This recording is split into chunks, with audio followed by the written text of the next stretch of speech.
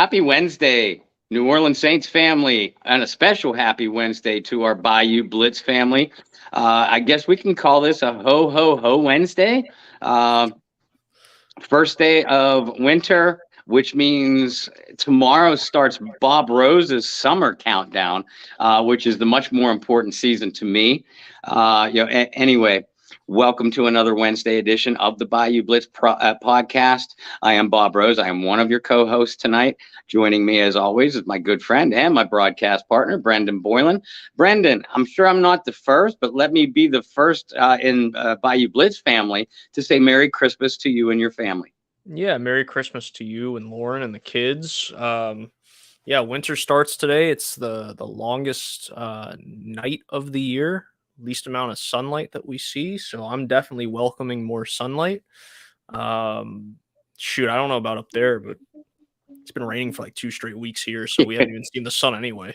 You'll get rain, we'll get snow, whatever. You guys be careful up there. I know that I know some of the travel plans for yourself and John Hendricks have kind of changed because the last thing you want to do is be snowed in on Christmas and at the Cleveland airport. So especially in Cleveland, Ohio. Well, man, Joakim Noah had a whole press conference when he was playing for the Chicago Bulls and they lost to Cleveland. I think it was a playoff series, and he had a whole rant on Cleveland. He's like, what's so special about Cleveland? Like, what's here? I've never heard anybody say, I want to go to Cleveland for vacation. One of my favorite sound bites of all time. But yeah, no, I mean, that sounds like something straight out of a bad Christmas movie or a Hallmark special. Bob and John get stuck. Cleveland Airport for Christmas and need to find a way home. I can hear the bad. And who that nation, us, if that would have happened, if we were anywhere near cell phone service or anywhere close to a Wi-Fi, we'd have done a Christmas Day broadcast. To hell with it. As we were alluding to, we will not have live coverage from Cleveland, Ohio for Saturday's Saints-Browns game. John decided not to make the trip up because of the weather. I live over only about 2 hours away, and I was planning on driving up. But after talking to our boss, Kyle Mosley, we did come to an agreement, that it was not in the best interest, especially with this being Christmas. Like you said, Brendan, nobody wants to be trapped away from their family, under any circumstances, but let alone in unsafe conditions. And even our New Orleans Saints, their travel plans, they altered their travel plans. They were supposed to fly out Friday afternoon to Cleveland, but they're trying to beat the winter storm that's coming in. So they're flying out tomorrow afternoon after practice. So that's the update as far as travel plans. Injury report we released earlier today. Brendan and I will talk a little bit about it in a minute. The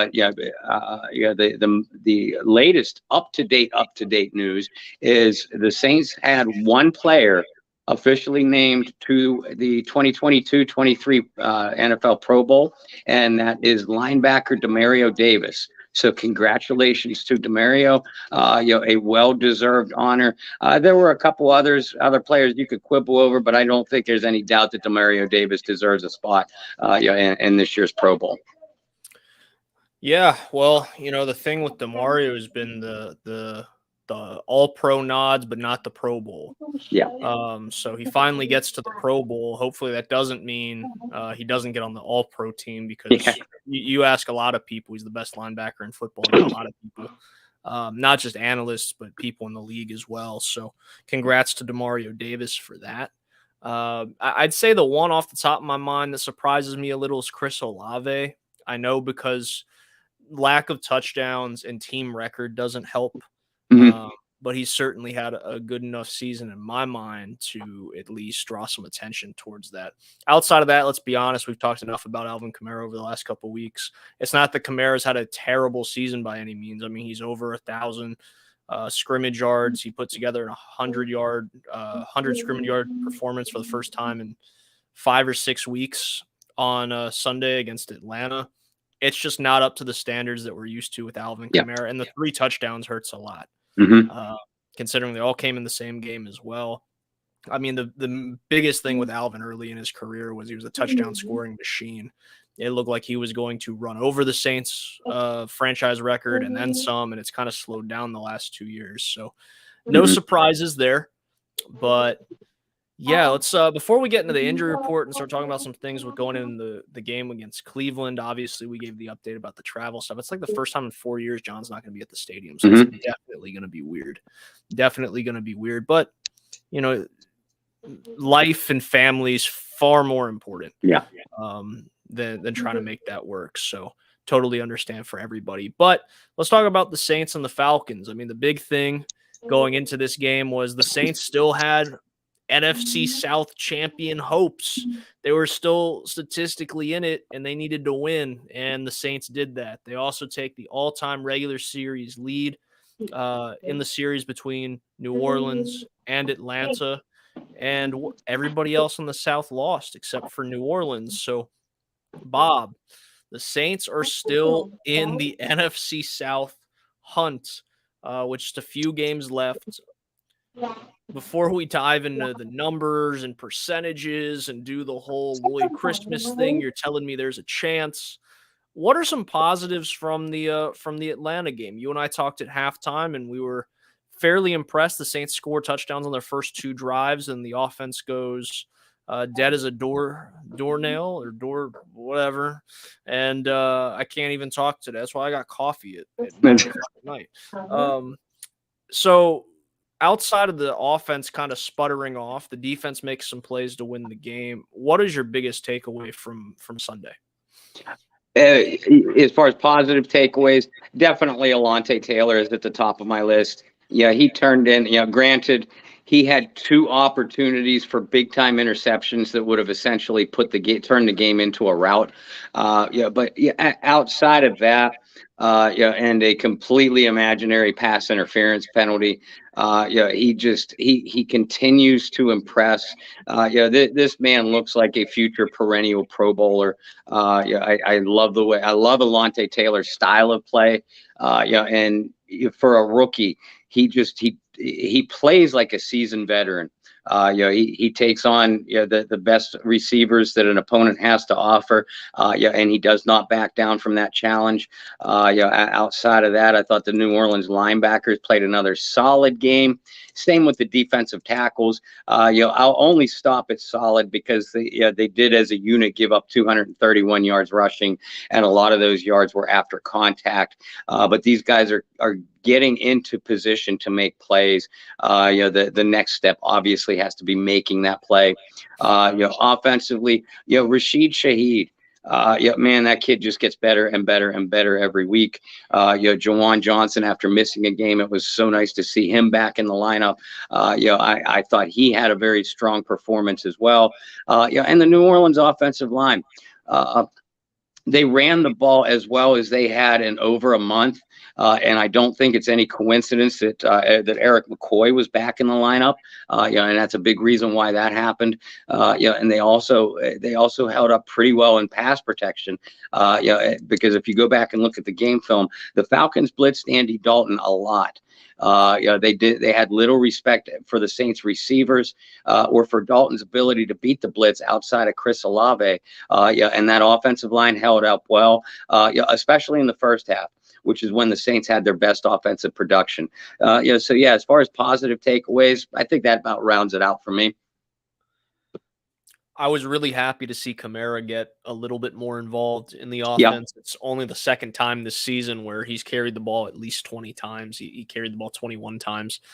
Concerned still that he can't seem to find a role in the passing game, only 2 receptions. Believe it or not, David Johnson was actually targeted more than Alvin Kamara in this game, which, again, to me doesn't make any sense. So the positive there is to get Alvin back involved, right? Like I said at the start of the broadcast here, is it was the first time in almost a month and a half that he'd put together 100 yards from scrimmage in a game, which, I mean, you go back and look at Kamara's career, and that's an every game occurrence for him. So to see, right, it was a down game if he had 110 yards from scrimmage. Exactly. And you even go back to earlier in the year, and he strung together like 4 After Atlanta, he strung together 4 in a row or 5 in a row, and now it's been another however many games. I remember he did miss a contest somewhere in there, but yeah, so to see him more involved is important. I think offensively, it was just nice to see them get off to a strong start. Mhm. You know, you even go back to last year. What was the stat last year? Going into week 17, week 18 of last year, the Saints had not scored on their opening drive, and they snapped that against Atlanta, the last game of the season, if I'm not mistaken. Yeah.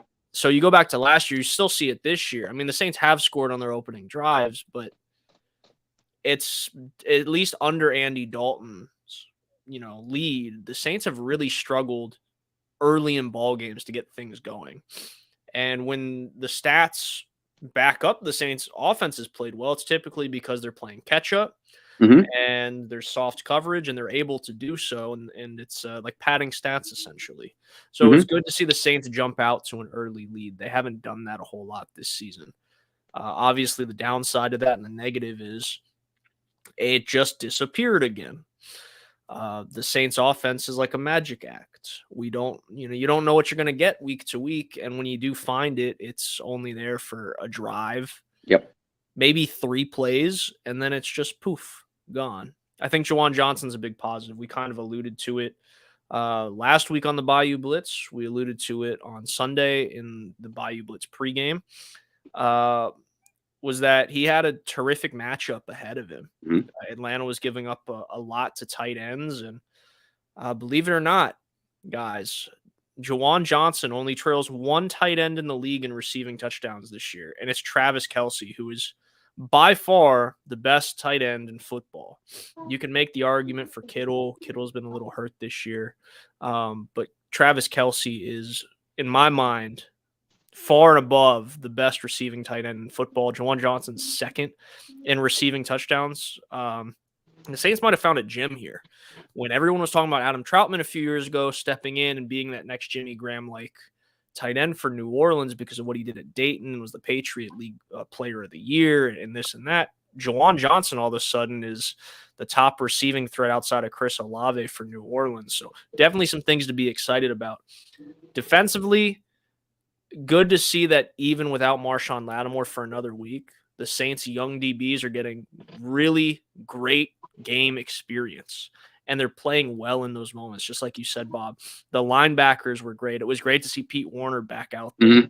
But Caden Ellis still has a role on this team and has earned himself a role on this team. Yeah. And we talked about Demario Davis making the Pro Bowl. Those are great things to see.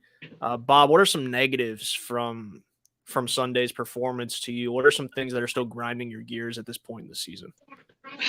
Well, let's start offensively. And we kind of bemoan this on our halftime show, and during Sunday's game. After those 2 opening touchdowns, the Saints on their next 3 drives drove the ball well. But on the first one, on a 2nd and inches, Kamara gets nailed for a loss, then a false start penalty, then a sack, punt. The next one, they well into the Falcons' red zone. David Johnson fumbles, kills that drive. Then the next one, they were around midfield, I think, or maybe even on the edge of a long field goal attempt. Jarvis Landry drops a catchable 3rd down ball. Again, this team continues to shoot themselves in the foot on both sides of the ball. And then in the second half, the Saints offense went into winter hibernation. Guys, you only have a 14-3 lead. And it's not like your defense is the 85 Bears or the 2000 Ravens or hell, even last year's Saints. This defense has shown numerous times this year that they'll give up plays or give up points in big situations. And you sit on a 14-3 lead. Come on. This is why people have problems with this year's coaching staff. Defensively, we already touched on it. You just gave up 231 yards to the Falcons on the ground. Now, granted, the Atlanta's been a very good rushing team, but still, good teams don't give up 230 yards on the ground. They just don't. Yeah, and we kind of pointed the finger of blame at the defensive tackles and missed opportunities after contact. Yeah, as far as pass rush, yeah, they got to Ritter I think 4 times, but he slipped out of 3 or 4 additional sacks. That again has been an ongoing problem for the Saints defense this year. It's something we keep saying week after week. They have to shore this up. Well, they're running out of weeks to do it. It's pretty much do or die time, and we'll get into the 2 remaining playoff scenarios in a minute. But yeah, those were my negatives, and I don't think I'm alone in this because you look through social media, other shows I have been on, our talks, our staff chats within the Saints News Network. Man, you think that the New Orleans would have lost this game, the way that we're pointing at these negatives. It does feel good to get a W, no matter how ugly it is. But again, the Saints are making the same kind of mistakes week after week after week. Which goes back to coaching, right? That's what it comes back down to. You could say laziness if you want. Sure. The inability to correct mistakes that you've been told about time and time again. However, I'm willing to say that about maybe some high school kids, some college kids, Yeah. right? But when you got pro athletes, I don't think at that point it's really on. You're a pro for a reason.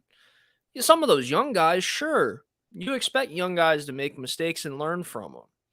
But when you have veteran guys across this roster, offensively and defensively, you look at guys like, as crazy as it sounds, because the 17 draft has been 5 years now, 6 years now. But you look at guys like Ramczyk and Kamara, offense. Andy Dalton, who's been however many playoff games Andy Dalton has started in his career. You just take those guys before you even talk about the offensive line. Andrews Pete, James Hurst. I mean, half that offensive line, most of that offensive line's got 4 or 5 years of experience. Shouldn't be making mistakes. Nope. Yeah, you got a young receiving corps. Okay. Defensively, Demario Davis, Cameron Jordan, Tyrann Mathieu. You can give some leeway to the young corners, but at some point, and I mean, and then you get to special teams, and you got a young punter, you got a pretty experienced kicker, and you got a young return man because Hardy couldn't stay healthy this year. Which that's going to be an interesting one this offseason. That's gonna be a good conversation. Is this Hardy? It's going to be an interesting offseason for sure. Yeah, does Hardy deserve to come back? But you got Darren Rizzi, who's one of the best special teams coaches in football. And I don't see a whole lot of problems with the special teams. Gillikin hasn't punted as well as he had, but and Lutz isn't hitting kicks. But I'll give special teams a pass. I don't think there's been a whole lot of mistakes by special teams. It's been unforced errors, missing kicks, shanking punts, but I don't think that really goes back on coaching. So we'll give special teams their pass. But when it comes to offense and defense, you talk about some of those mistakes that they make time and time and time again. I'm sorry. I don't see a 30-something-year-old veteran NFL player just being like, I don't feel like it. I just don't. I think at some point you lose, as a coaching staff, you lose a locker room. We talked about that a lot on this show. Has the locker room already been lost in one season? And I think it has. I think that whatever message is trying to be conveyed, the team never grasped that message. And whether that's on coaching or whether it's on a group of players, it could be a little bit of both. It is also hard for a lot of these guys that have been here for a long time to go from hearing a Sean Payton voice to a Dennis Allen voice, which is completely different. But because of the success that the Saints had under Sean and how these leaders have been built within, the New Orleans Saints DNA, I don't see it being like sitting in a corner like this and just being, man, I want Sean back. I don't see that being the case. I think the locker room's just maybe with Alvin, but I don't know about anybody else. Maybe. I won't say Jameis, but we talked about that. I don't think it's Jameis being angry. Sean's I think Jameis is angry that he got the raw end of the deal. But all those points aside, I mean, my problems with this team and my negatives with this team are One, defensively, and I kind of chuckled there was a point in the broadcast where the analyst was going through a replay and said, "Oh, there's Marcus May making another great play. He's done that all year for the Saints." And I chuckled and I said, "Really? Because he hasn't been on the field for half the season." And that's not a knock. I still think Marcus May is a really good safety. Yeah. But he hasn't made really good plays this year. And for half the season, he didn't play. It's just like a commentator coming into a game and going, "Oh, there's Tyrann Mathieu with a great blitz that picks up a sack. He's been doing a great job applying fearless pressure all year long for the Saints." Like, that's not true. It just made me crack up. But I look at the safety play. We've highlighted that from the preseason, Bob. You and I had concerns about safety play. But for us, it wasn't so much their performance. It was just learning. Yeah, communication. And that's still part of the problem. A lot of the problem is they look lost. And Tyrann Mathieu, I will give Tyrann credit. Early in the year, we kept saying he's making business decisions. I think that's kind of dropped off a little bit, but he's not making those sure tackles. He's going for the ball. He's not going for the surefire tackle. So business decision, he's not just olaying people anymore, but he's still not putting his nose in the dirt and trying to make a big tackle. So I still have issues with whatever that is, because that was supposed to be a really strong part of the season. We were supposed to be getting upgrades from Malcolm Jenkins and Tyrann Mathieu. I still think it is an upgrade. And then going from Marcus Williams to Marcus May, you went from the best free safety in the free agent class to the second best. It shouldn't be that much of a drop-off. Yeah. And it has been. I have issues that defensive tackle has still, at this point, it's not being addressed, right? But we have begged for that for months, Bob. You and I started doing the Bayou Blitz together back in July, I think. And since July, you and I have said, man, the Saints could really use an upgraded defensive tackle. So I know if we were talking about it, I know other analysts were talking about it, national analysts were talking about it, and it certainly had to be a conversation in New Orleans, in the front office, in the building, and it never got addressed. And that showed again when you give up 200 yards on the ground. Yep.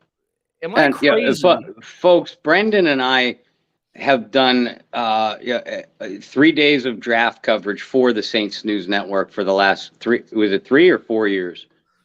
Let's pat ourselves on the back and say 4. Okay, I'll take credit for that. But not, nonetheless, and I had the nerve to miss one of the 3 days this year, but still, during the 2 days of wire to wire draft coverage that Brendan and I did, every single round, every single pick that the Saints had outside of the first round, because we kind of knew who those were going to be. We kept saying, well, this defensive tackle was on the board, that defensive tackle was on the board. And yet, they bypassed. Now, they did ultimately take Jordan Jackson, a tweener, defensive end, defensive tackle guy, in the 6th round, I believe. And Jordan has been on the practice squad all year. But outside of that, they've done absolutely nothing. Now, I did like the Kentavious Street signing in the offseason, but even he, coming from the San Francisco 49ers, for the 49ers, he was a rotational piece that was used mostly as an interior pass rusher. So again, if you're comparing Kentavious to, say, Malcolm Brown, who they'd had the previous couple of years, Sheldon Rankins, who they'd had the previous couple of years, Sheldon was a good every down player.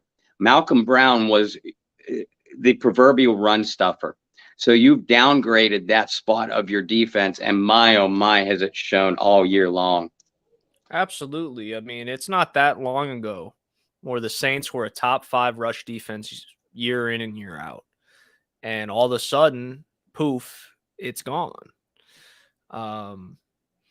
We talked about the offense being magicians. The defense has been magicians too. I don't recognize them sometimes. And for a guy who got hired as the head coach, who was your defensive coordinator for as many years as DA was, that's concerning.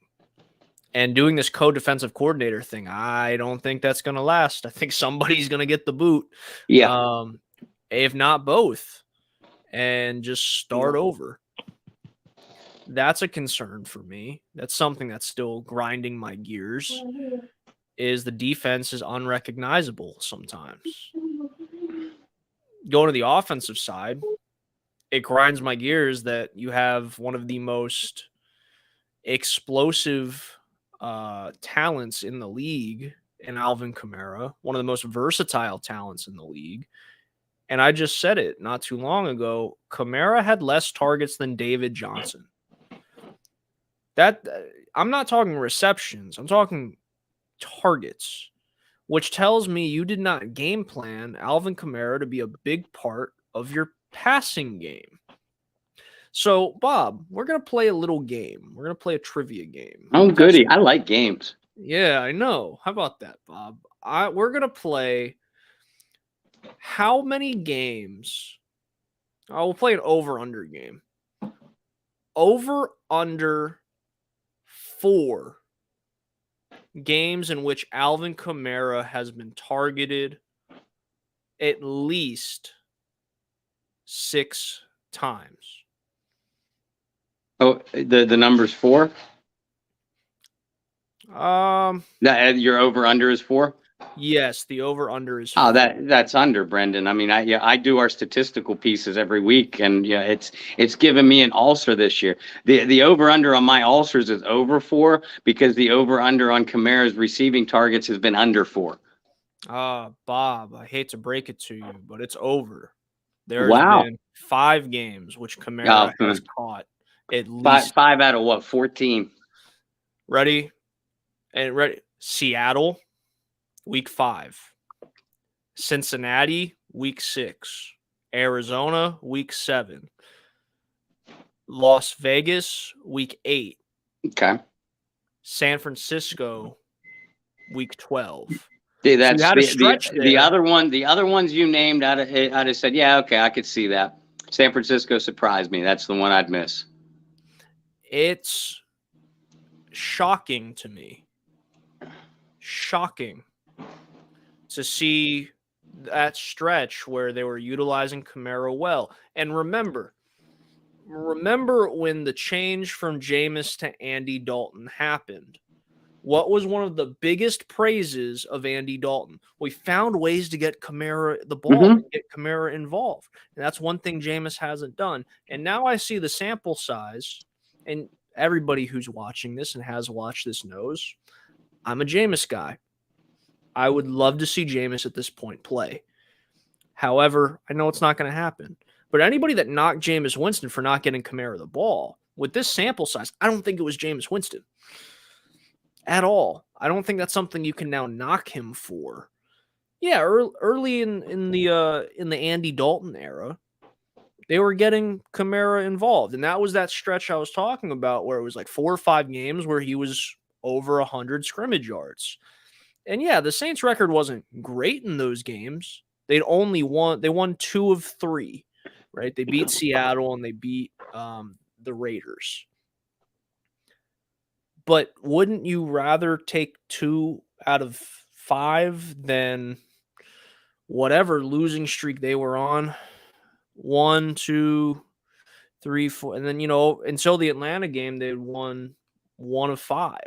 You can take 2 of 5 or 1 of 5. I know it's not this big drastic difference by any means, but holy cow, that's biggest grind my gears this year is how do you not get Kamara involved?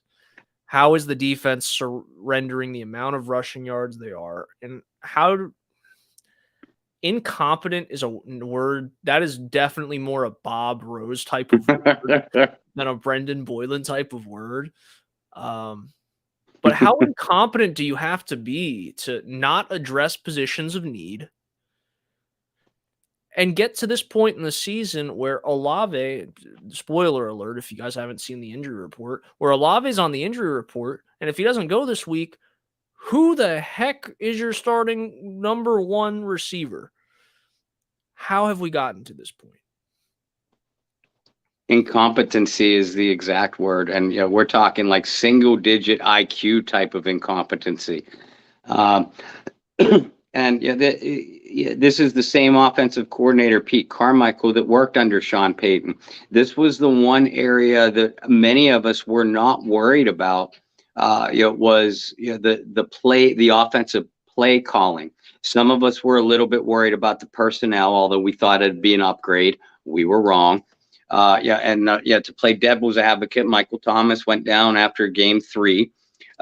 Jarvis Landry, after he returned from his own injury, has looked like the ghost of Christmas past. Now Olave has developed better than a lot of people had hoped, but developed at least at the level that Brendan and I expected him to. And Juwan Johnson has been a pleasant surprise. But it's football 101. You get the ball to your best players as often as possible. Alvin Kamara is your best player. Even with the other players that I named, Alvin Kamara is your best player, proven-wise at least. Now, I understand defenses will adjust to that. Defenses will shift their attention, game plan around number 41. But that's when it comes down to coaching. You figure out a way to get him more involved. I thought we might see a glimpse of that when they ran him on that end around the other day. I'm like, okay, we haven't seen this for a while. Alvin took 2 direct snaps on Sunday. One of them worked very well. The other one, not so much. But again, it's a different look. Then when you shift to the second half, it was right back to, hey, diddle, Kamara up the middle. And you don't use them in the passing game. You haven't used them in the passing game for the bulk of the season. I've accused Alvin Kamara several times of looking disinterested. Well, you know what? Again, to play devil's and I will blame Kamara for that. But putting myself in Kamara's shoes, as a human, it would be hard to keep your interest, a challenge to keep your interest, if you're not being used, if your best skill sets aren't being used. And we're not talking isolated games or isolated incidents. This is a week after week after week thing that really you can look back to most of last year too. And I know Sean Payton was still lurking the sidelines last year. But this year it's gotten so much worse, and one feeds into the other. Kamara is disinterested because he's not being used properly. Maybe he's not being used properly because the coaches feel that Kamara is disinterested. I don't know. I'm not in that locker room day after day. And even the media that is, they aren't going to pick up on that kind of thing. But for whatever the reason, Alvin Kamara is having a very, very down year. And it's not, we have said at first it was by his standards. Now it's really a down year by any number 1 featured running back standard. And it's the fault of all involved. The head coach takes responsibility because he's the head coach. The offensive coordinator and offensive staff needs to take responsibility because of absolutely putrid and archaic game planning and play calling. And Kamara himself has to take responsibility because as the professional, you need to make the plays on the field. None of those things are happening. I agree with you. And my final thought when it comes to all that, when it comes to Alvin and what's going on, just to piggyback what you were saying, I can't blame him at this point. You said it'd be very challenging as a human to stay interested. I don't blame him for getting disinterested. Mm-hmm. You went from being the number 1. You could make the case for McCaffrey, especially the 1,000 year. But you went from being the number 1 feature running back in football. You had a swagger. You had the whole football world wrapped around your finger, wondering what is he going to do this week. Mm-hmm. So all of a sudden, you're not. You got David Johnson getting more targets than you. You got games for Alvin Kamara where he's getting the last 2 games, prime example. Actually, let's go from week 9 on. 4 targets, 5 targets, 7 targets, 3 targets, 2 targets. In 1, 2, 3 of those games, you don't even get 10 carries. Why would I be interested? I'm not a fan of the new age of sports, transfer portal included, where you're just unhappy and you want to go. Right. You take your ball and go home. Yeah, I'm not a big fan of that. No. Never have been. But at the same time, at this point, I wouldn't blame Kamara if he's looking at that contract he signed. He's like, why the heck did I do that? You're still getting paid, but at the end of the day, you're not being utilized. And these are your prime running back years. Mm-hmm. You're not being utilized the way that at least he probably thought, and I know the way we thought he would be. And you have a quarterback controversy. You're starting a guy who's, 35 years old, and he's a middle-of-the-pack quarterback at this point of his career. And you can't get Alvin, I expected when Jameis went down, I expected Alvin's usage rates to just skyrocket. Yeah. When Jameis went down, I was thinking, man, whoever drafted Alvin Kamara late in the first round in fantasy just got a steal. Mm-hmm. Because Alvin's going to be the only piece of this Saints offense. Because when Jameis went down, Michael Thomas also got hurt, and Jarvis Landry was out for 4 or 5 weeks. It just made so much sense. You're like, all right, Kamara's going to rip it. It didn't happen, and it's slowly done this all year. So, final thoughts on that. I don't blame him if he's disinterested at this point, confused at this point, doesn't understand his role with the team at this point. I get it. I absolutely get it. Those are the things that have grinded our gears. Thanks for tuning in. We're going to talk about some Cleveland Browns, New Orleans Saints on Christmas Eve. On a Saturday, we'll have a special Saturday edition of the pregame show. No halftime because it's Christmas Eve. We got families to see. I don't know if you help cook, Bob, but we got meals to prep, meals to make. I will leave it to my brother who's at a culinary institute to do that. But Bob may have to make his world famous mac and cheese, mashed potatoes. Whatever Bob's world famous thing is. And first of all, I'm a wizard at spaghetti sauce. Perfect. But you're Italian, yeah, that makes sense. I am Italian. That makes sense. I am Italian, but we'll do the ham at my parents' place. And my wife Lauren has been requested to make her famous macaroni and cheese by my daughter, and my dad requested that she make chocolate pie because they loved her chocolate cream pie last year. So I don't know how much I'll be in the kitchen on Christmas Eve, but yeah, I'm in the kitchen a lot during the course of the year. People might be sick of my cooking by holiday time, so I take a back seat to that. That's okay. That's definitely okay. But yeah, we'll only have a pregame show for you guys on Christmas Eve. I'm getting my holidays mixed up now. But on Christmas Eve, we'll have your pregame show. Saints go up to Cleveland. Weather conditions are kind of up in the air. We alluded to that earlier in the show. And you'll have those classic, the Saints can't win outside type of people. But, Bob, with all that aside, let's talk about these percentages and how the Saints can still make the playoffs. I'm going to do this little hand motion because I have no idea how we're still talking about it. I don't know in what bizarro world we live in today that the Saints are still at 5-9. Yeah, everybody's 5-9 except the Bucs. At 5-9, the Saints are still in playoff contention.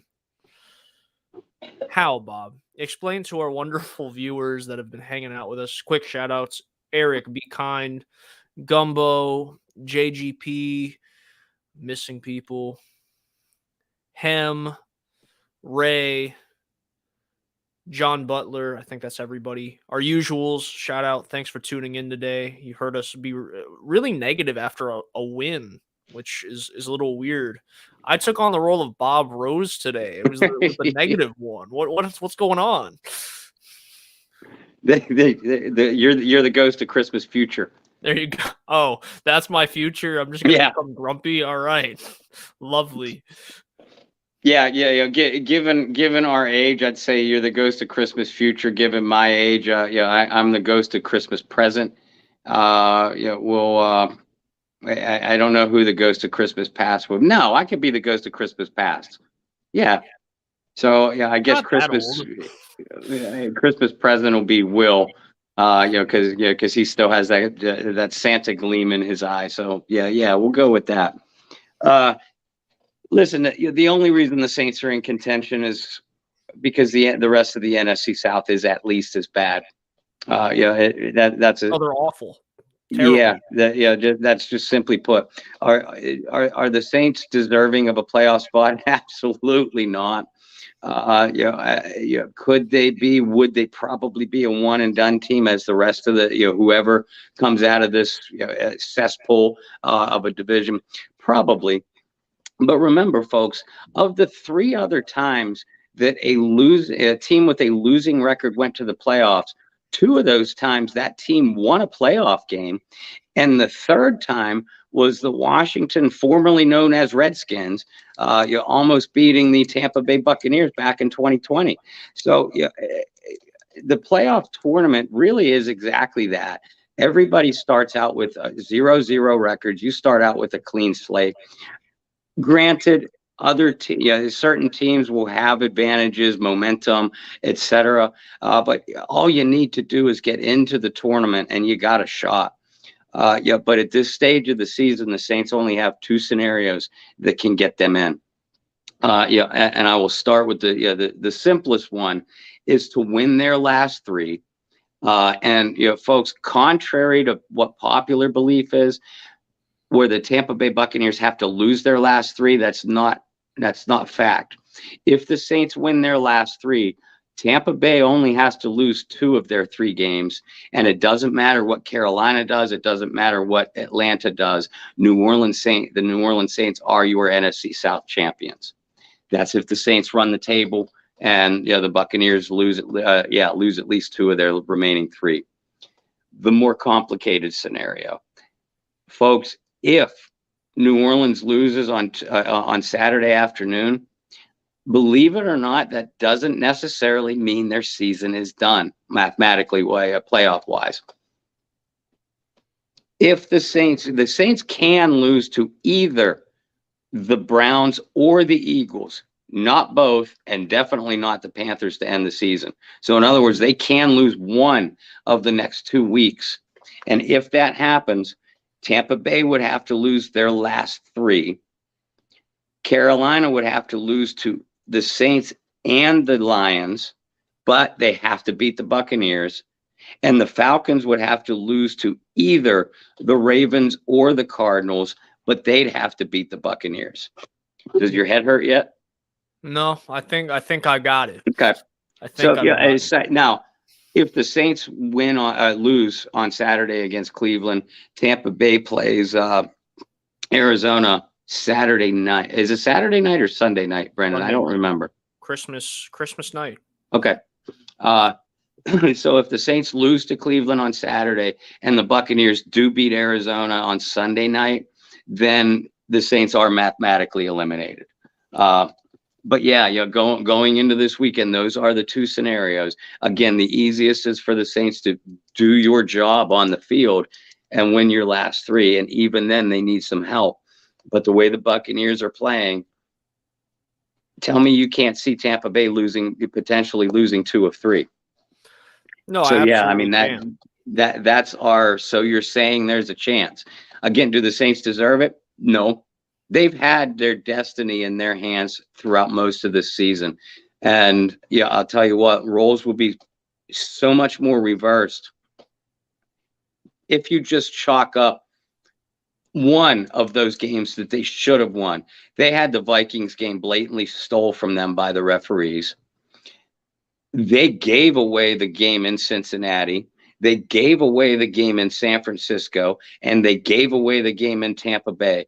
You put one of those wins over in the W column, and we're having a whole other different conversation here. Still not a great season by any stretch, but that's how close the Saints are to being in contention. And I think that's what makes this season so frustrating for so many of us. I was going to say, especially that Tampa Bay game, if the New Orleans Saints beat Tampa Bay just a couple weeks ago, you're having a completely different conversation because the Saints and the Bucks would be tied for the number 1 seed in the division. Right. And essentially, if the Saints run the table, they're in. That would be the easiest way to put it, but you would literally have it in your own hands if you didn't play passive against Tampa Bay in the fourth quarter. You could point to a couple things. You could point to Mark Ingram stepping out of bounds. Again, I don't blame him because, you look at the injury that happened. I probably wouldn't fight for an extra yard either. And then you throw that awful, awful slant play to Marquez Callaway on 3rd and 1. If you pick up that first down, you probably win the football game. Yeah. And we're having a completely different conversation today about how the Saints could make the playoffs based off of this. Well, let's talk about, you alluded to it, so I'll just go ahead and fill out everything for everybody. The Bucks' final 3 is at Arizona, and that's going to be Sunday night on NBC. They're going to be at home against the Panthers on New Year's Day, and then they will play in Atlanta to close out the season. For the New Orleans Saints, their final 3 games look like this. This week on Saturday afternoon, Christmas Eve, they will battle the Cleveland Browns. They will then travel to Philadelphia to take on the Philadelphia Eagles, who are the number 1 seed in the NFC. That'll happen on New Year's Day, 1 o'clock, and then they're at home against the Panthers to close out the season. I don't know about New Orleans running the table, especially because of how good Philly is. However, I could see them go up to Cleveland and beat the Browns, and I can certainly see them closing out the season in Carolina with a win. Bob, you did mention a scenario where the Saints could lose to the Eagles and still get in. It gets a little bit more complicated, and you need guys, other teams in the NFC to beat Tampa Bay, and that gets confusing. But all in all, essentially, if the Saints lose to Philly, you just need Tampa to lose their NFC South battles. I think that's probably the easiest way to put that. And Tampa would have to lose this week to Arizona for that scenario to still be in play as well. Correct. And remember, Arizona's banged up too. It's going to be a Colt McCoy show on Sunday Night Football, right? Yes, it is. I don't know how he's still in the league, because I feel at this point, he's a good quarterback. He was a great college quarterback. He's a Texas legend. But I feel like Colt McCoy's been in the league my entire life. Yeah, he might have been. I mean, and God bless him. Making a lot of money. He's a good backup quarterback. He's made very crucial starts for teams. There was a year for Washington where I think they made the playoffs, and he won like 3 of 4 or something down the stretch. I mean, Colt has definitely earned his money in the league, but I also feel like Colt McCoy's been in the NFL for 25 years. And he's on a new team every year too, so that probably doesn't help. But nonetheless, we'll see if Colt McCoy can bring down Tom Brady. Well, let's talk about the Saints. They have to get their business done in Cleveland. What are some things? You've wrote a couple pieces. I definitely want people to go check those out, so I don't want you to spoil them. But what are some keys to a Saints victory in Cleveland, Ohio? First of all, everybody, keep an eye on the weather, like Brendan said a little bit ago. There's a reason John Hendricks and I are staying home, and it's not because we're wusses. The winter, they're calling for a winter storm, and the forecast for that winter storm is literally changing by the hour. That's what, and I've lived near a lake effect region most of my life. I grew up in a lake effect region on the Pennsylvania side of Lake Erie. And as of right now, the last I checked, which was about a half hour before we went on the air, the Cleveland area is supposed to get anywhere from 5 to 8 inches of snow. But my last check, that was supposed to be spread out between between Friday afternoon and Saturday afternoon. That the snow amounts have gone down. But unfortunately, so have the temperatures. The temperatures are supposed to be single digit regular temperature with a minus double digit wind chill feel and wind gusts up to 40 miles an hour. So, folks, it's not necessarily the cold itself that's going to affect these players or affect, let me rephrase, affect the way the game is played. It's the wind and the footing on the field. That's why it's significant depending on when, not how much, but when that participation, specifically the snowfall takes place, and what kind of wind conditions it's going to be. Andy Dalton doesn't exactly have a John Elway cannon for an arm. That's definitely going, it should. If you have an offensive coordinator with an ounce of working brain cells, it should affect how you game plan. Now, believe it or not, I'm not that concerned about Andy Dalton versus just Deshaun Watson as far as their ability to play in the cold weather. Deshaun Watson has played most of his career. He played collegiately at Clemson. He played professionally in a dome in Houston. So, and Andy Dalton played for 10 or 11 years in Cincinnati. So, Andy Dalton is far more used to these conditions than what Deshaun Watson is. So, I'm sure, I feel pretty confident in Andy's ability to handle it. But the bigger issue is the Saints injury report. Pete Werner is back on it, this time with a hamstring injury. Marshawn Lattimore is still listed as a limited participant. But folks, if you've had, is still listed with an abdomen injury, but those abdomen injuries have included a lacerated kidney, and multiple broken ribs. And Chris Olave is also dealing with a hamstring injury and has yet to practice this week. There are two injuries that you do not want to deal with in cold weather, and take it from one who knows. A rib injury, which is very difficult to breathe in the first place. You put yourself out in cold air and it literally feels like you're being stabbed by a knife. And a hamstring injury, because any kind of soft tissue injury tightens up like that and then explodes, as in a torn muscle situation when you're out in the cold and you try to exert yourself, in an explosive manner. So at this point in time, I would be very surprised if Lattimore, Werner, or Olave play at all. So once again, the Saints are going to be shorthanded. Now, the Browns also have a rather interesting looking injury report. Myles Garrett with an illness has yet to practice this week. Nick Chubb, not only their leading rusher, but the third leading rusher in the NFL coming into this week, has yet to practice because of a foot injury.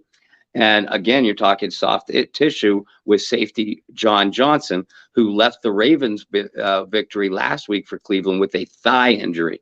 Thigh injury would react very much the same way as a hamstring injury, especially in cold weather. So it will be a little bit surprising if John Johnson played. Those are the major names that are in play for the Cleveland Browns at this moment. So that gets you up to date on at least Wednesday's injury report.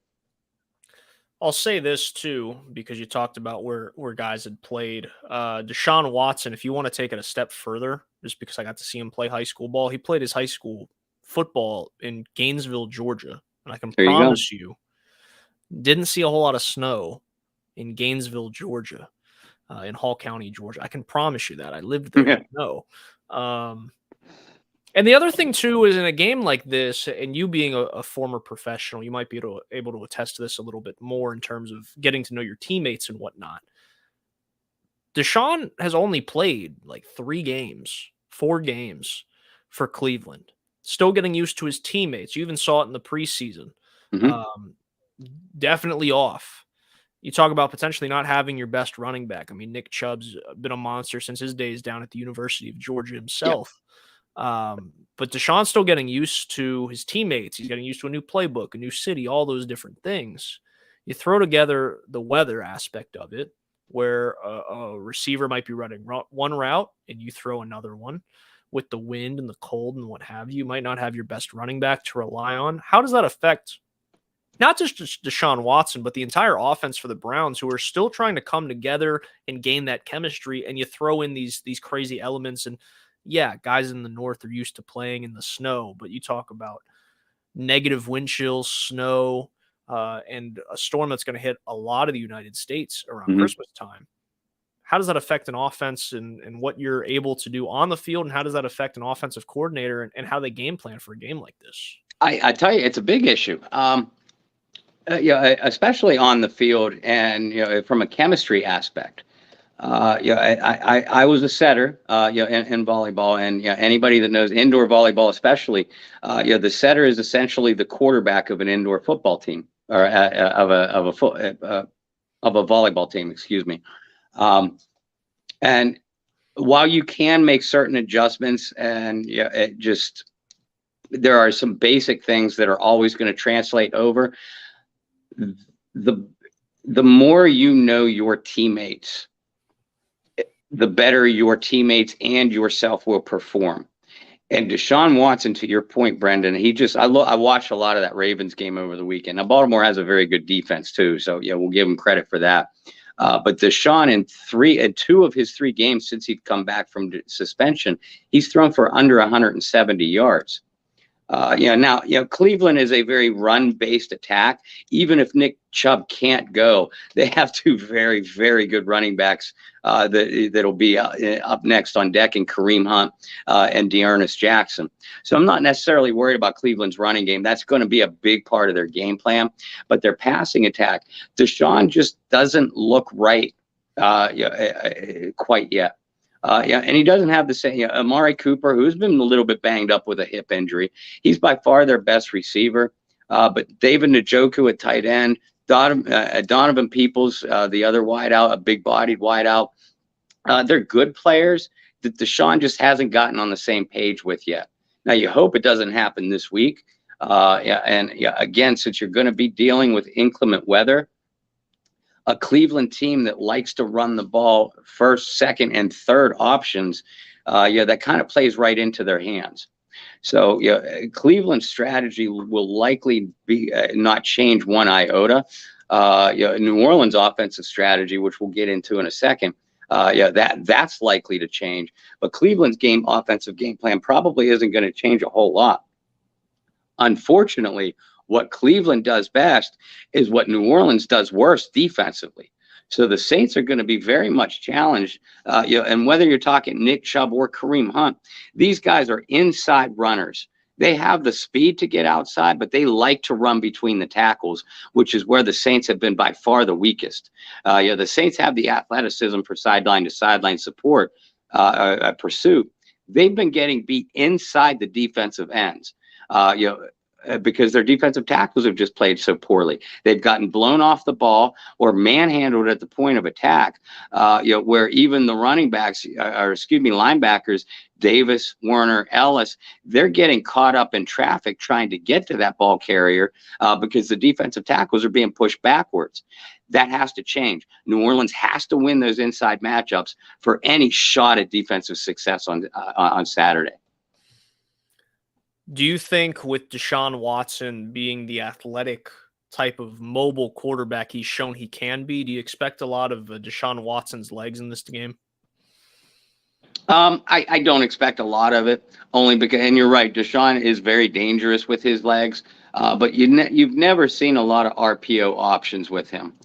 He's mainly a drop back passer. He does a lot of his damage from the pocket or when he improvises, when a play breaks down. That's when any play that Deshaun Watson makes with his legs, more often than not, that's the way it's going to take place. In Houston and so far in a limited sample size in Cleveland, we're only seeing 1, 2, 3 RPO options per game from Watson tops. Is it possible, especially on a potentially sloppy field or windy conditions? Yeah, it's possible, but that doesn't necessarily fit into his style. We'll end the night on this question with Gypsy as we preview the Saints offense. Do you think both teams will predominantly go with a running game due to the weather? And how does that affect New Orleans, who is without Mark Ingram, who was probably their best built running back for a game like this? And do we see Benjamin make his New Orleans Saints debut? I would love to, and I know you feel the same way, Brandon. I would love to see Eno Benjamin get some, get some reps on Saturday.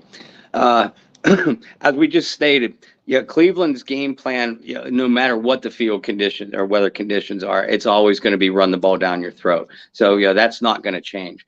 New Orleans, I would very much expect to see a heavy dose of Taysom Hill. At least that would be the wise move if the weather is anywhere close to to what they're calling it.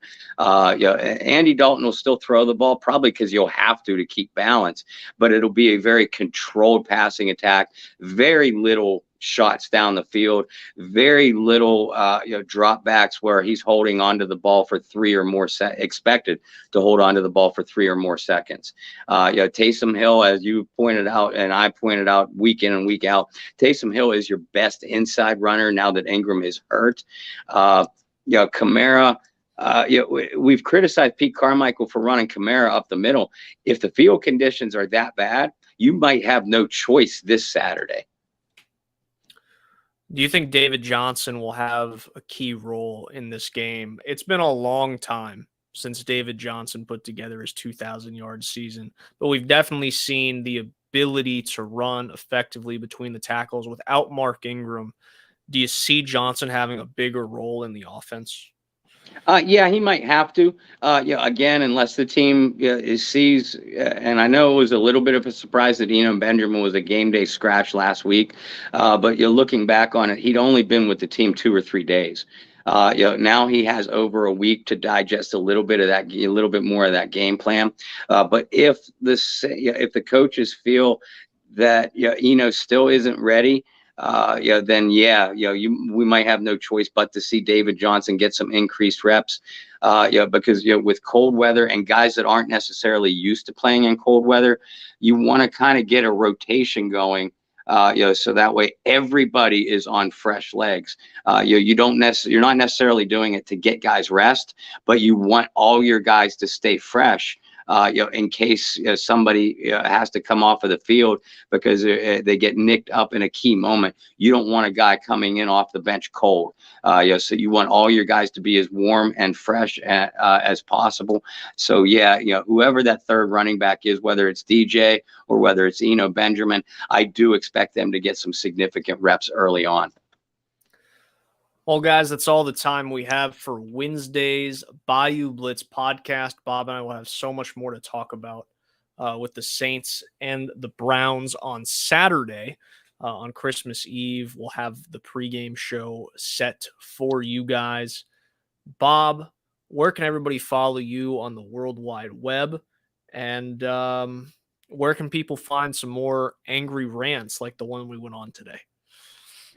For angry rants, all you need to do is tune into my page after a Saints loss, or tune into our halftime broadcast.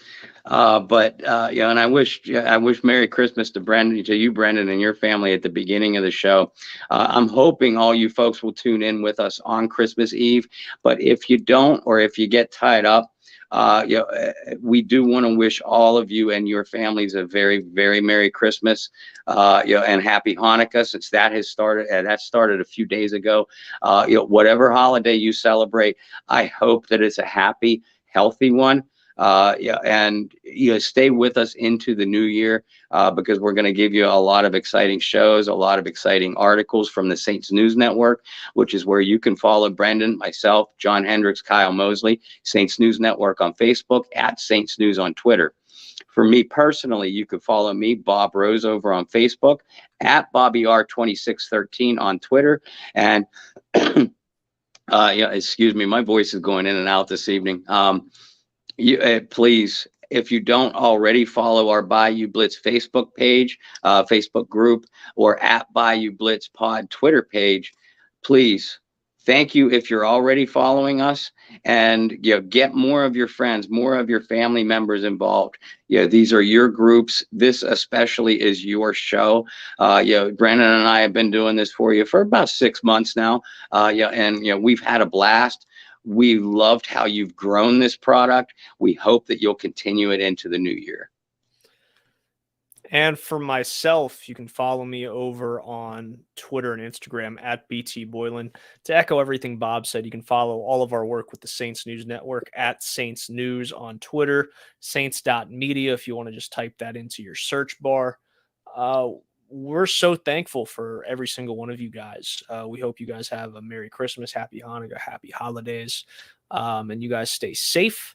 Especially with the storms that are going to hit a ton of people across the country. Please stay safe out there. If you do have access to be able to let some of us know in the Bayou Blitz Facebook groups that you guys are good and safe and well, please do, because I know some parts of the country are going to get hit really hard. Bob, you as well. You guys are going to get a lot more snow than I am here in Charlotte. So you guys enjoy the snow, but definitely be safe on the roads and whatnot as you travel to see some of your loved ones this holiday season. I'll throw it out here, Bob, for our loyals out here. Go ahead and follow at Bayou Blitz Pod on Twitter. We're going to be running our Christmas giveaway here in the next week. So definitely want to see you guys get involved. Gonna find a way for you guys who don't have social media, because I remember specifically a lot of you don't, for you guys to get in on the promo as well for the contest. So just make sure you tune in to Sunday's pregame show. We'll have all the details for the giveaway then. But until then, guys, and we promise you it will not be an autographed picture of either one of us. We don't want our Twitter followers to drop. We want them to rise. So we haven't figured out the gift idea yet, but it won't be that. Oh man, Bob. Well, I guess I'll go return those 8x10s I printed at Walgreens. Just kidding. I am not that much of a narcissist. That'll be our Valentine's giveaway. Autographed pictures of us for Valentine's Day. Valentine's. Oh man. Have a rose or Boylan. Have a Boylan rose for your Valentine. Boylan rose. Well, you're up north. You're up in the north, so we could get a Boylan Bottling Company and a rose and tie them together and send them out. Put the rose inside of the Boylan Bottling Company cup. Always, along with the autographed pictures. Pictures of ourselves. You could have a whole display in your home. That sounds creepy. I got to stop right there before. And starting in January, we will put together the 2023 Bayou Blitz calendar with action photos of Brendan Boylan and Bob Rose every single week. Oh, good Lord. We got to stop before we get in trouble. I cannot imagine how bad those would sell. Oh, man. Okay. Well, on that note, none of that's actually on our Twitter pages, so go follow us on Twitter. If you don't want anything to do with seeing our faces, you can always just read our articles because our pictures don't pop up. Right. So just go do that on the Saints News Network. We love having fun with you guys. Bob, I hope you, Lauren, and the kids have a Merry Christmas. You too. We will talk to you on Sunday. And until we see you guys on Sunday, again, Saturday. Tune in. Saturday. Thanks, Bob. It's been a weird year. It's on Saturday, on Christmas Eve. Make sure you tune into the pregame show. We'll have giveaway details. We'll be wishing you guys a Merry Christmas. And most importantly, we'll be previewing a must-win game, essentially. A must-win game for the New Orleans. I guess technically it's not, because Bob did a great job laying out that confusing scenario. But yes, a must-win game for the New Orleans Saints on Saturday. But until then, make sure you find your peace, spread love, practice positivity. Bob, friends, we'll see you guys on Saturday. Enjoy the rest of your night.